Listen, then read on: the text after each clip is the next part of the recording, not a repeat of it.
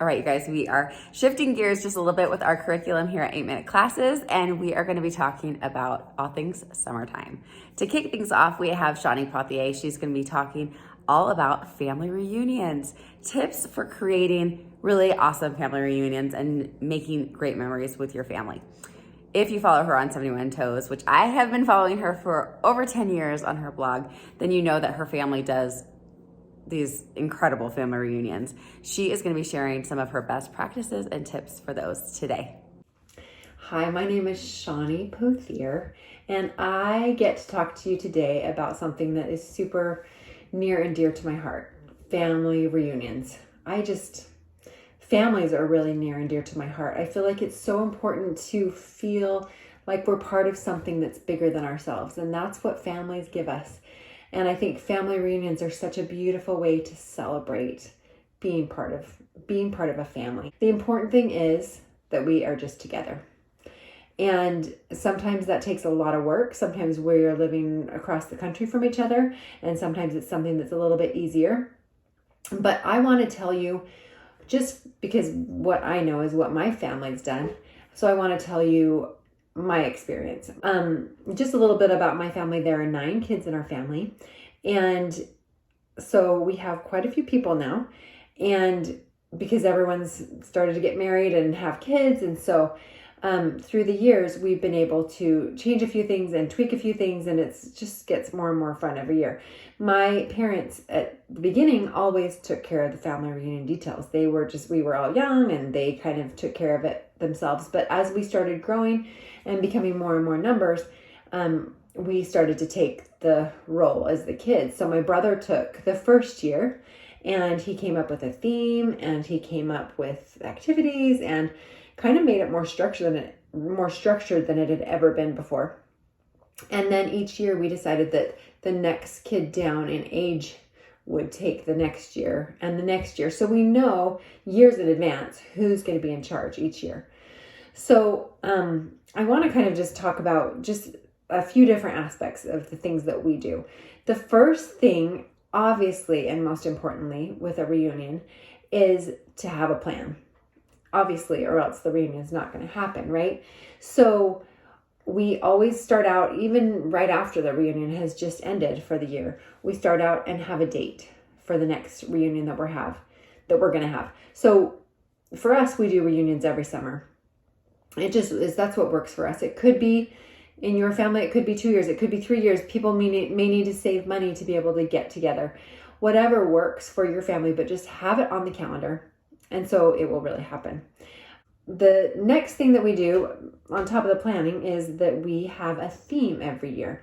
So when my family was in charge of the reunion, my son, whose name is Max, happened to be living overseas and wasn't able to be at the reunion. So we decided to have our theme be live life to the max. And everything that we did was kind of based around how to live life to the max, how to have goals, how to do things in life that will help us to live up to our potential. My sister was in charge one year and she chose, my littlest sister couldn't be there that year. Her name is Charity. And so my sister and her family chose the theme, Charity Never Faileth, except this once, as the tagline, which I thought was pretty clever. And we did everything around charity and loving each other. Another year was my parents' 50th wedding anniversary. And so the theme was all based around 50 years of IRL is what we kind of affectionately call ourselves. Anyway, so we have a theme, and then that theme is introduced the first night of the reunion. So we're getting in here to, there's different traditions that we have. I think it's so important to have certain traditions. If you're going to go forward with family reunions every year, it's a great way all the kids are super excited about certain traditions. So the first tradition I wanted to talk about is just that first night, the kickoff of the reunion. And that's when we all gather on this little grassy area and the family who's in charge unveils the theme. And sometimes they make it a big deal. My sister did some fireworks one year and had helium balloons go off.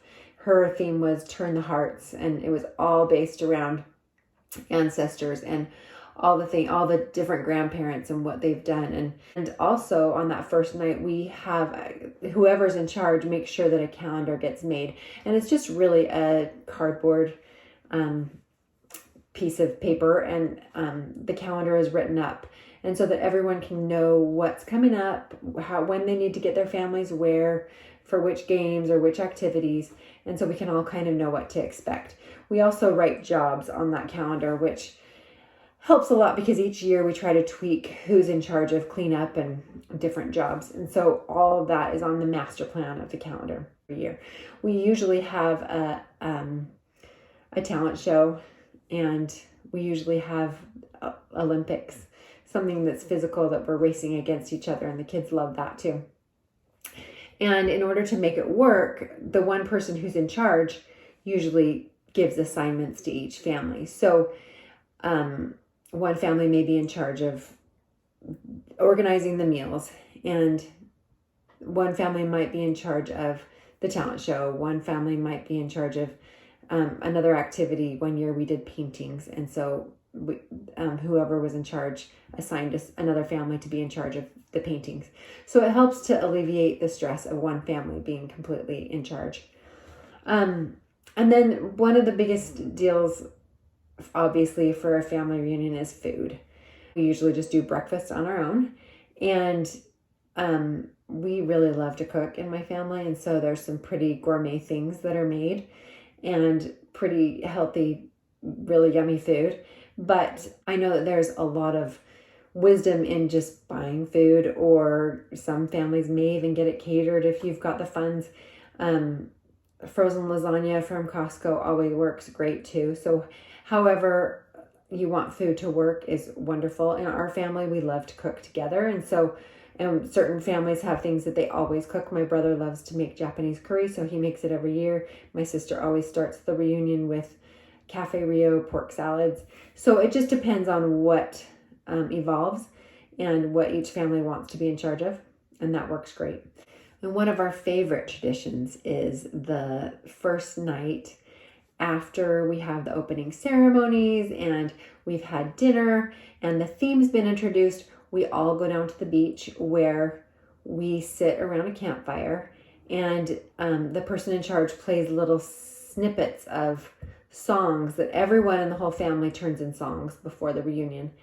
And the person in charge plays little snippets of each of those songs, and we all guess who turned in that song. And then we explain why we chose that song. And that's just always, and then we have that playlist of songs to play through the whole reunion. And then that campfire is followed up by usually dancing or sparklers or s'mores. Well, pretty much always s'mores. So it's fun to have those traditions as part of the reunion no matter what. And then there's other things that are added in each year according to who is in charge, who are the chairmen of the reunion that year. So the tips that I want to make sure that we get across are have a plan, come up with a date, have a rotation of who's in charge or whatever works for your family, but just have a plan, have a location. And that really helps a lot. The second thing is that we love is having a theme. It's great to have a theme to kind of unite all the activities that you do. It kind of helps with the congruency of everything. The third thing is give assignments. It can be so hard and overwhelming if you feel like you're in charge of everything. Anything you can delegate out, it helps people feel like they're more part of the whole and feel like they are important. Meals are so important.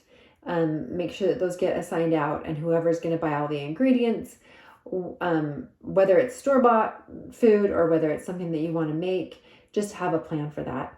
And then I think probably the most important thing is to just have traditions that you do every time, whether it starts out as with a campfire like we do on our first night, or whether it is a special relay race, or whether it is a fear factor like we do. There's all kinds of different talent shows. There's all kinds of different things that are traditions that kind of help be the stakes in amidst whatever else you want to add that's new. And just last of all, just remember, start where you are. It's okay to start with maybe one day, or even just really simple activities. But the point is to get together and to do it and celebrate that family you have.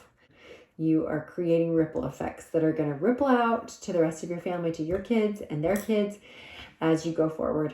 Family reunions are powerful. And I'm so glad I got to kind of ponder on that this week and share those ideas with you. And I wish you the very best of luck with your family reunions coming up. And I want to thank the 8-minute classes too for having me. So many great ideas passed out here for mothers, and so thankful for the wisdom that they share. And we'll see you next time. Okay, that was amazing. I told you guys, Shawni is the master of this. As I'm watching this, I'm just thinking, okay, how can I raise kids that are going to be adults that will be able to take charge of the family reunion? Am I right? Also, those calendars are so cool. We are excited. Coming up next week, we are going to be having a follow-up to this class all about group games. That would be awesome for family reunions, or if your kids' friends are going to come over this summer, if you want to just have some night games or whatever. Check out next week's class all about games for groups. Yeah, games for groups. Thank you so much to Shawni. Have a great day, you guys.